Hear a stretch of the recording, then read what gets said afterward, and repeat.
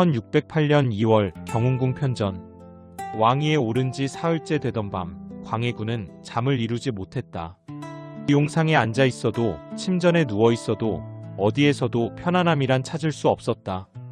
45살의 나이에 마침내 손에 넣은 이 자리가 어찌된 영문인지 가시방석처럼 느껴졌다. 전하, 아직도 주무시지 못하셨나이까? 내관의 조심스러운 목소리에 광해군은 고개를 돌렸다. 창밖으로 희미하게 동이 트고 있었다. 또 하룻밤을 꼬박 샜구나. 괜찮다, 물러가거라. 내관이 물러간 뒤 광해군은 천천히 일어나 창가로 다가갔다. 궁궐 너머로 한양 도성이 보였다. 저 도성 안에 사는 수많은 백성들, 그리고 대신들. 그들은 과연 자신을 진짜 왕으로 인정하고 있을까? 광해군의 머릿속에는 끊임없이 한 가지 생각이 맴돌았다. 나는 적자가 아니다. 1575년 그는 선조의 둘째 서자로 태어났다. 생모 공빈 김씨는 왕비가 아니었다. 정실 의인왕후 박씨 소생이 아니라는 것, 그것은 조선이라는 나라에서 태생적 한계를 의미했다.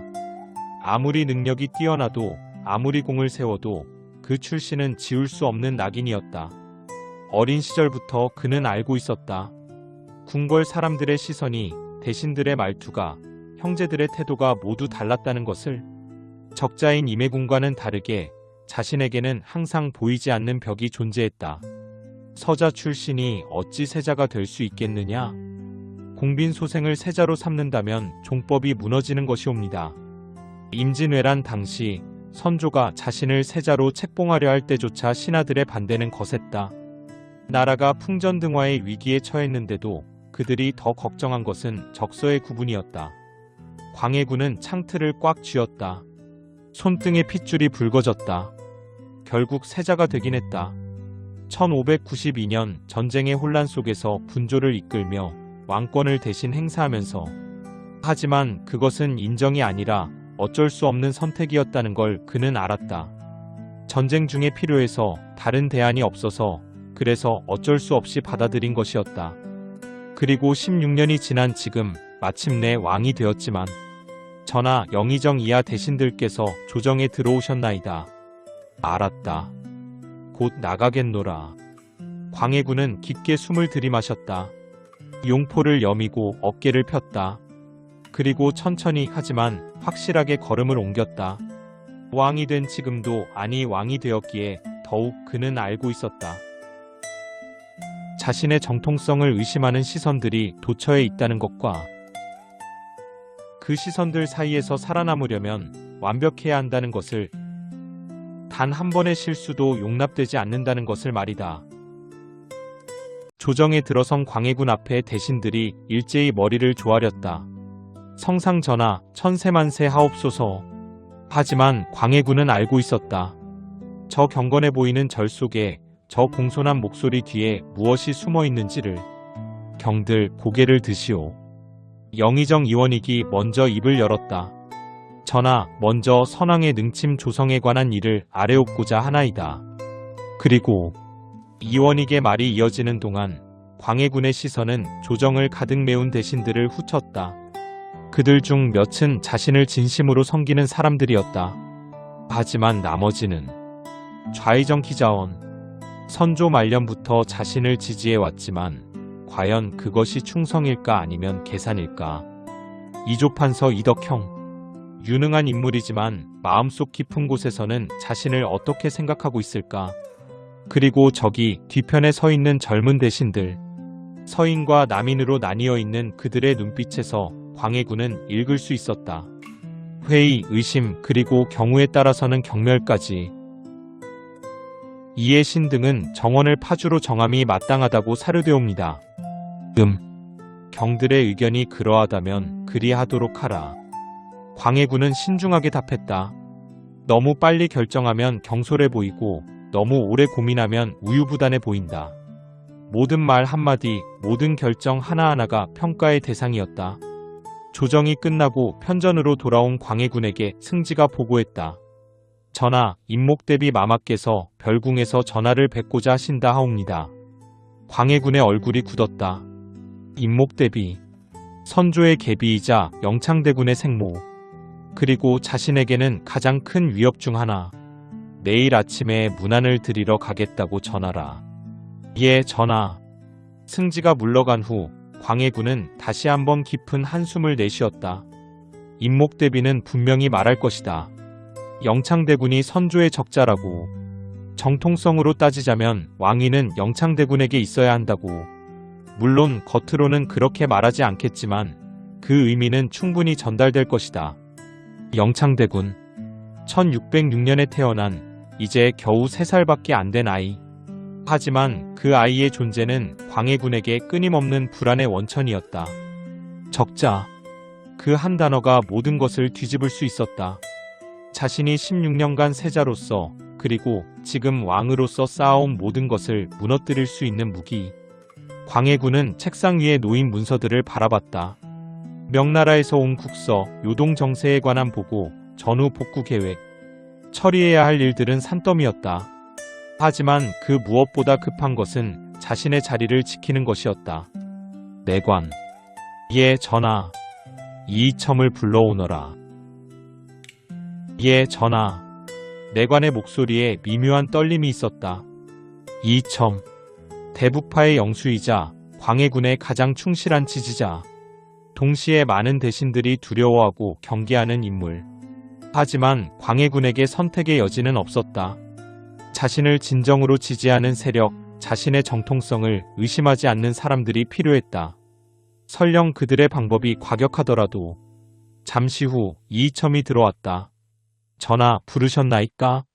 앉으시오, 이판서. 광해군은 조심스럽게 입을 열었다. 경은. 조정의 분위기를 어찌 보고 있소? 이이첨의 눈이 날카롭게 빛났다. 전하께서 염려하시는 바를 신도 잘 알고 있사옵니다. 서인들과 일부 남인들이 아직도 전하의 정통성에 의문을 품고 있사옵니다. 그렇소. 그들은 결코 진심으로 과인을 섬기지 않을 것이오. 전하. 이이첨이 한 걸음 다가왔다. 왕권을 공고히 하셔야 하옵니다. 전하의 정통성에 도전할 수 있는 요소들을 제거하셔야 하옵니다. 광해군은 알고 있었다. 이이첨이 무슨 말을 하려는지, 그리고 그것이 얼마나 위험한 길인지. 하지만 동시에 다른 방법이 있을까? 천천히 생각해 보겠소. 예, 전하. 하오나 시간이 많지 않사옵니다. 이이첨이 물러간 후 광해군은 또다시 홀로 남았다. 창밖으로 어둠이 내리고 있었다. 궁궐 곳곳에 등불이 하나둘 켜졌다. 아름다운 야경이었지만 광해군의 눈에는 그 등불들이 자신을 감시하는 눈처럼 느껴졌다. 왕이 되었지만 왕답지 못하다는 시선. 능력은 있지만 정통성이 없다는 의심. 그리고 그 의심이 언제든 칼이 되어 자신을 찌를 수 있다는 두려움. 나는 왕이다. 광해군은 스스로에게 되뇌었다. 하지만 왕으로 인정받기 위해서는. 그 문장을 끝까지 말하지 못한 채 광해군은 또다시 긴 밤을 맞이했다. 1609년 봄 광해군이 즉위한 지 1년이 지났다. 그 사이 그는 쉴 새 없이 움직였다. 전후 복구 사업을 추진하고 재정을 정비하고 대신들과 끊임없이 협의했다. 하지만 무엇을 해도 어떤 성과를 내도 그 근본적인 불안은 사라지지 않았다. 전하, 명나라 사신이 도착하였다 하옵니다. 알았다. 영접 준비를 하라. 명나라. 조선의 종주국이자 광해군에게는 또 하나의 시험대였다. 임진왜란 당시 명나라는 조선을 도왔다. 그 공은 부정할 수 없었다. 하지만 전쟁이 끝난 지금 명나라는 요구만 늘어놓고 있었다. 군량, 은자, 인력. 끝없는 요구. 더 큰 문제는 명나라가 쇠퇴하고 있다는 것이었다. 북쪽에서는 후금이 급속도로 성장하고 있었다. 누르하치가 이끄는 여진족은 이미 명나라를 위협하는 존재가 되어 있었다. 전하, 명나라에서는 조선이 출병하여 후금을 치는 것을 도우라 하였나이다. 병조판서의 보고에 광해군은 눈을 감았다. 출병. 명나라를 돕는 것은 의리이자 의무였다. 하지만 그것이 과연 현명한 선택일까? 경들의 생각은 어떠하신가? 대신들의 의견은 갈렸다. 서인 대신들은 명나라를 도와야 한다고 주장했다. 의리를 저버릴 수 없다고, 명나라의 은혜를 잊어서는 안 된다고. 하지만 광해군은 달리 생각했다. 명나라는 이미 기울고 있다. 후금은 점점 강해지고 있고, 만약 명나라를 도왔다가 후금이 이긴다면 조선은 후금의 적이 되는 것이다. 하지만 명나라를 저버린다면 그것도 위험하다. 매일 밤 광해군은 이 문제로 잠을 이루지 못했다. 전하, 결정을 내리셔야 하옵니다. 알고 있소. 하지만 쉽게 결정할 수 없었다. 어느 쪽을 선택하든 위험이 따랐다. 그리고 자신의 정통성이 약한 상황에서 잘못된 결정은 곧 패위로 이어질 수 있었다. 신중해야 한다. 어느 한쪽에 완전히 기울어서는 안 된다. 명나라도 후금도 모두 달래야 한다. 그것이 조선이 그리고 내가 살아남는 길이다. 결국 광해군은 묘한 결정을 내렸다. 명나라의 요청에 응하되 출병은 최소한으로 하라. 그리고 전쟁터에서 상황을 보아가며 움직이라. 대신들은 어리둥절한 표정을 지었다. 전하, 그 말씀은 명나라를 돕되 조선의 피해는 최소화하라는 뜻이오. 그리고 광해군은 더 이상 말하지 않았다. 차마 입 밖에 낼 수 없는 말이 있었다. 후금이 이기더라도 우리가 진심으로 싸우지 않았다는 것을 그들이 알 수 있게 하라. 이것은 의리가 아니었다. 명분도 아니었다. 오직 생존을 위한 계산이었다. 서인 대신들은 분노했다. 전하, 이는 명나라를 기만하는 것이옵니다. 우리가 받은 은혜를 어찌 이리 가볍게 여기실 수 있사옵니까? 하지만 광해군은 물러서지 않았다.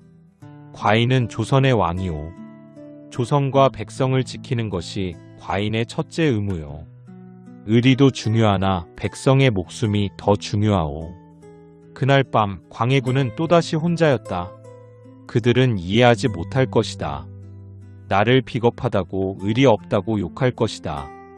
하지만 광해군은 창밖을 바라봤다.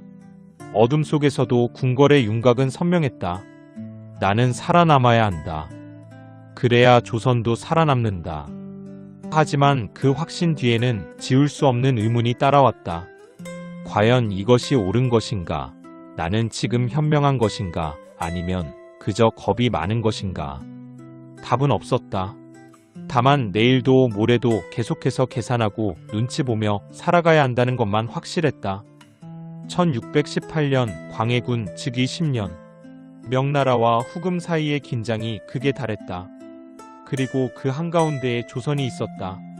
전하, 명나라에서 또다시 출병을 요청해 왔나이다. 이번에는 강력하게 요구하고 있사옵니다. 광해군은 지도를 펼쳐놓고 한참을 들여다봤다. 요동, 심양, 그리고 조선.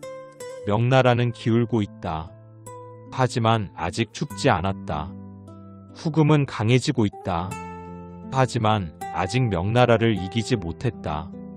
이 미묘한 균형. 이것이 조선이 살 길이다. 병력을 보내되 최소한으로 하라. 그리고 도원수에게 밀지를 내리겠노라. 밀지옵니까? 그렇소.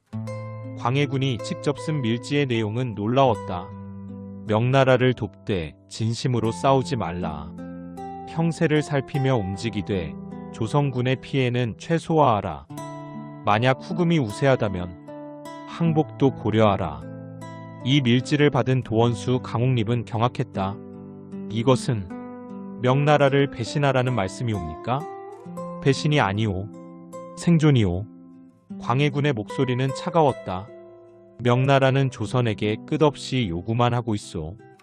우리가 받은 은혜는 갚았으니 이제 조선의 백성을 지켜야 하오. 하오나 전하, 만약 이 일이 알려진다면 알려지지 않게 하시오. 그것이 경의 임무요. 1619년 사르후 전투. 명나라 연합군은 후금에게 참패했다. 그 와중에 조선군은 항복했다. 소식이 조선에 전해졌을 때 조정은 발칵 뒤집혔다. 항복이라니, 이 무슨 치욕이옵니까? 명나라를 배신한 것이나 다름없사옵니다. 하지만 광해군은 침착했다. 조선군의 피해는 최소화되었소. 그것이 중요하오. 전하, 명나라가 이를 어찌 생각하겠사옵니까? 명나라도 패배했소. 지금 그들은 우리를 탓할 여유가 없을 것이오. 광해군의 계산은 정확했다. 명나라는 조선을 책망했지만 더 이상 압박할 힘이 없었다. 그리고 후금은 조선이 진심으로 싸우지 않았다는 것을 알고 있었다. 얼마 후 후금에서 사신이 왔다. 조선은 현명한 선택을 했소. 우리는 조선과 적이 되고 싶지 않소. 광해군은 미소 지었다. 하지만 그것은 안도의 미소가 아니라 지친 사람의 미소였다. 또 한 번 살아남았다. 하지만 언제까지 이렇게 줄타기를 할 수 있을까? 조정의 반발은 거셌다. 특히 서인들은 광해군의 외교 노선을 맹렬히 비난했다. 전하는 의리를 저버리셨습니다. 명나라의 은혜를 잊으셨습니다. 이는 조선의 치욕이옵니다.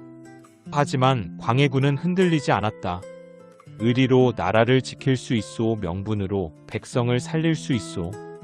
전하, 과인은 현실을 보고 있는데 경들은 명분만 보고 있소. 그 말에 대신들은 할 말을 잃었다. 하지만 그들의 눈빛에서 광해군은 읽을 수 있었다. 이 왕은 믿을 수 없다.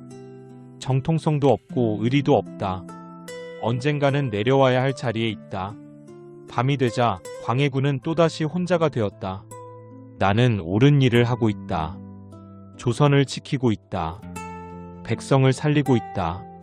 하지만 아무리 그렇게 되뇌어도 마음 한구석의 불안은 사라지지 않았다. 하지만 모두가 나를 의심하고 있다. 모두가 나를 비난하고 있다. 이것이 과연 옳은 길일까? 답은 없었다. 다만 내일도 모레도 계속해서 이 외주를 타야 한다는 것만 확실했다. 한치의 실수도 용납되지 않는 외주를. 1621년 광해군 즉위 13년 궁궐재건 공사가 한창이었다. 임진왜란으로 불타버린 경복궁을 복원하는 대역사. 하지만 백성들의 불만은 높아졌다. 또 부역이란 말이오? 전쟁이 끝난 지 벌써 20년이 넘었는데 언제까지 이래야 하오? 세금도 모자라 이제 사람까지 끌어가는구려. 광해군은 보고를 받으며 눈살을 찌푸렸다. 백성들의 원성이 심하다 하오. 그러하옵니다, 전하. 하오나 궁궐 복원은 왕실의 권위를 위해 필요한 일이옵니다. 왕실의 권위. 또다시 그 말이 나왔다. 광해군은 알고 있었다. 경복궁 복원이 백성들에게 부담이 된다는 것을. 하지만 멈출 수 없었다. 왕으로서의 정통성을 보여줘야 했다. 권위를 세워야 했다. 서자 출신이기에 더욱 완벽해야 한다. 더욱 강해 보여야 한다. 하지만 그 노력이 오히려 백성들을 멀어지게 만들고 있었다. 한편 조정에서는 당파 싸움이 격화되고 있었다. 전하, 대북파가 조정을 장악하고 있사옵니다. 이는 편파적인 인사이옵니다. 서인과 남인도 등용하라는 말이오. 그러하옵니다. 광해군은 고개를 저었다. 그들은 과인을 인정하지 않소. 어찌 그들을 믿을 수 있겠소? 전하, 그렇게 한쪽만 편드시면 과인에게는 선택의 여지가 없소. 광해군의 목소리가 높아졌다. 과인을 지지하는 자들과 함께 갈 수밖에. 그것이 과인이 살아남는 길이오. 대신이 물러간 후 광해군은 깊은 한숨을 내쉬었다. 나는 점점 좁아지는 길을 걷고 있다. 대북파에게만 의지하고 다른 모든 세력을 적으로 돌리고 있다. 하지만 어쩔 수 없다. 1623년 초 불길한 소문들이 들려왔다. 전하, 서인들 사이에서 수상한 움직임이 포착되었나이다. 무슨 움직임이오? 아직 확실치는 않으나 영모의 기미가 있사옵니다. 영모. 광해군은 그 단어를 들을 때마다 가슴이 철렁했다. 드디어 올 것이 온 것인가? 누가 주동하고 있소? 이귀, 김유, 이괄 등이 모임을 갖고 있다 하옵니다. 감시를 강화하되 아직 움직이지 마시오. 예, 전하. 광해군은 알고 있었다. 지금 성급하게 움직이면 오히려 역효과가 날 수 있다고. 하지만 가만히 있자니 불안했다. 나는 무엇을 해야 하는가? 선제 공격을 해야 하는가? 아니면 기다려야 하는가? 그 망설임이 결국 치명적이 되었다. 1623년 3월 12일 밤 전하, 대일이옵니다. 내관이 급히 뛰어들어왔다. 이기와 김유가 병력을 이끌고 궁궐로 향하고 있사옵니다. 뭐라고? 광해군은 벌떡 일어났다. 지금 당장 군사를 모으라. 국문을 닫고 방비를. 전하, 이미 늦었나이다. 그들이 창덕궁을 포위했나이다. 순간 광해군의 머릿속이 하얘졌다. 이렇게 쉽게 능양군을 추대한다 하옵니다. 능양군, 선조의 손자이자 정원군의 아들. 또다시 정통성이구나. 광해군은 비틀거리며 창가로 갔다. 멀리서 횃불이 보였다. 점점 가까워지고 있었다.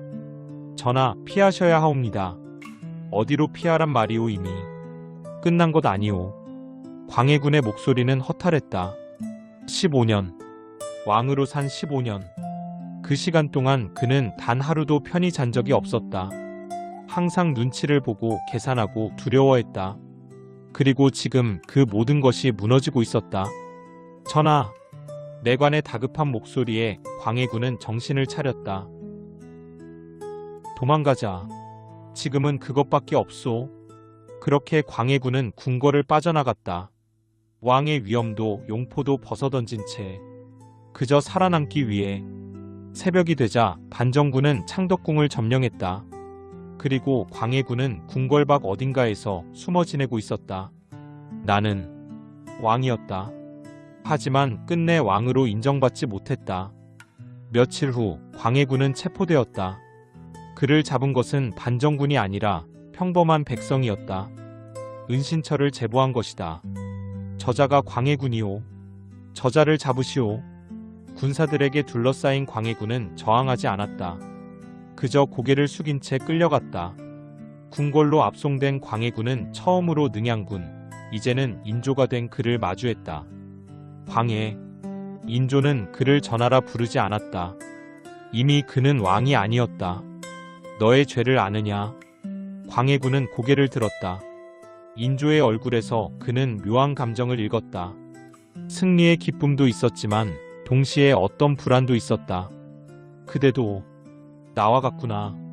그 생각이 순간 스쳤다. 죄라. 무엇이 죄요?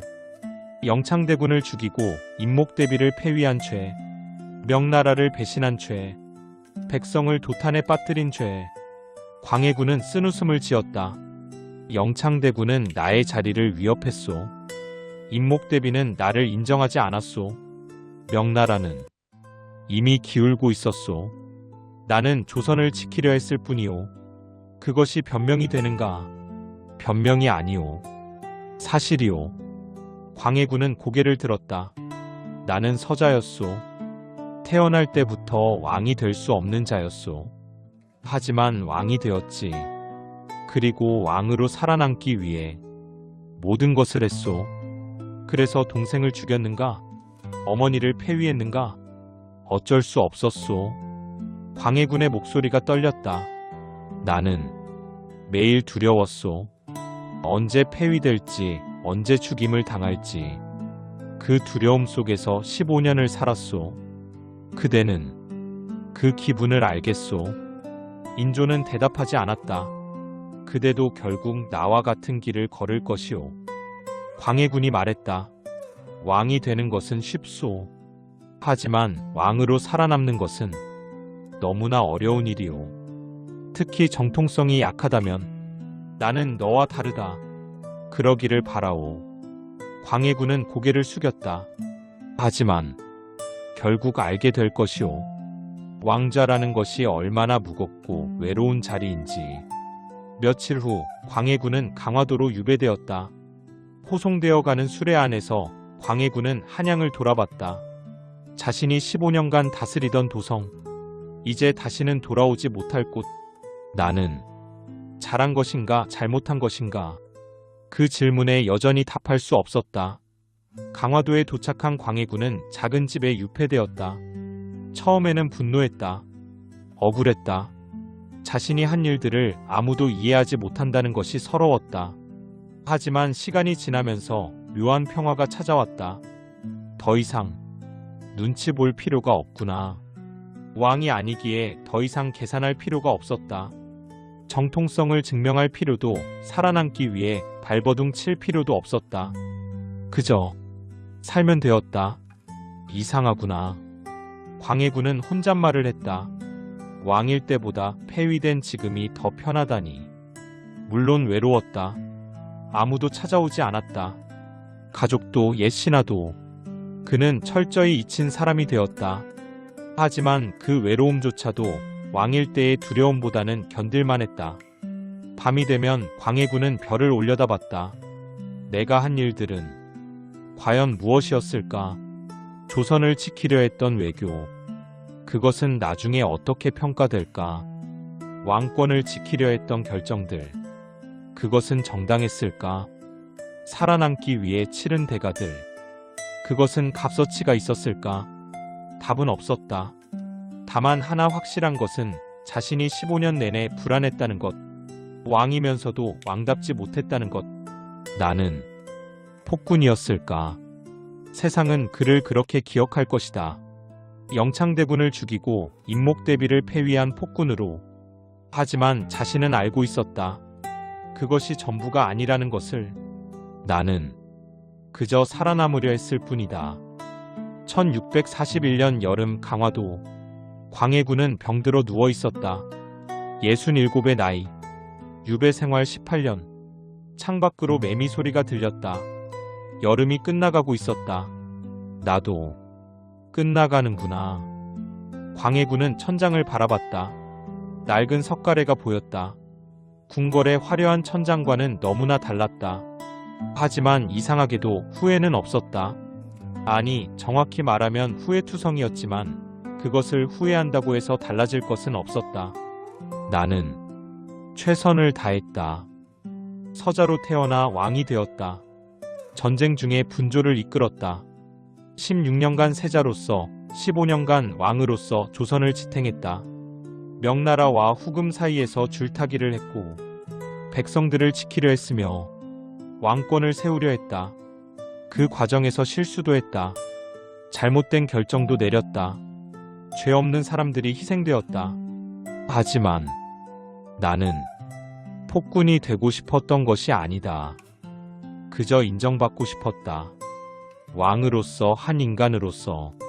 하지만 세상은 그를 인정하지 않았다. 살아생전에도, 폐위된 후에도. 그래도 나는 해냈다. 적어도 15년은. 광해군의 눈앞에 지난 일들이 파노라마처럼 스쳐갔다. 임진왜란의 화형. 분조를 이끌던 젊은 날. 세자 책봉식. 즉위식. 조정에서의 끝없는 논쟁. 명나라 사신을 맞이하던 날들. 후금의 사신과 밀담하던 밤들. 그리고 영창대군의 죽음. 임목대비의 폐위. 반정의 밤. 모두가 눈치를 보며 살았던 날들이었다. 왕이면서도 왕이 아니었다. 권력을 쥐었으면서도 불안했다. 모든 것을 가졌으면서도 아무것도 가지지 못했다. 그것이 나의 인생이었다. 광해군은 천천히 눈을 감았다. 다음 생이 있다면 그때는 그냥 평범하게 살고 싶구나. 왕도 권력도 필요 없이 그저 눈치 보지 않고. 하지만 그것은 이룰 수 없는 꿈이라는 것을 알고 있었다. 저녁 무렵 광해군은 숨을 거두었다. 조용히 아무도 지켜보지 않는 가운데. 폐위된 왕의 죽음은 조정에 보고되었지만 특별한 관심을 끌지 못했다. 광해가 죽었다 하오. 그러하오. 그래, 이제 완전히 끝났구려. 사람들은 그의 죽음을 대수롭지 않게 여겼다. 이미 잊힌 사람의 죽음이었으니까. 하지만 역사는 그를 기록했다. 광해군 1575년에서 1641년까지 선조의 둘째 서자로 태어나 15년간 재위.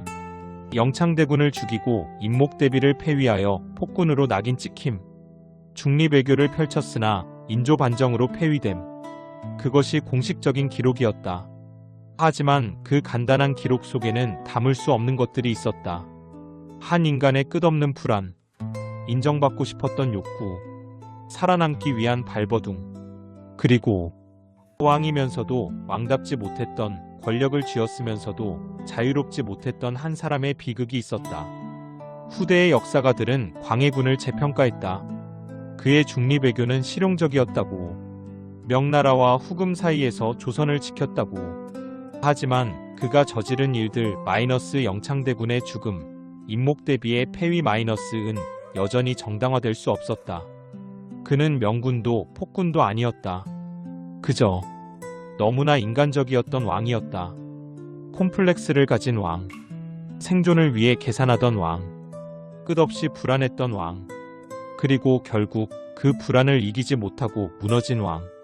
50대, 60대가 되어보면 알게 된다. 인생에서 가장 힘든 것은 실패가 아니라 끊임없는 불안 속에서 사는 것이라는 것을, 인정받지 못하는 고통이 얼마나 큰지, 그리고 그 고통 속에서도 살아가야 한다는 것이. 광해군은 왕이었지만 그 누구보다 이런 고통을 깊이 이해했던 사람이었다. 그래서 그의 이야기는 수백 년이 지난 지금도 여전히 우리의 가슴을 울린다.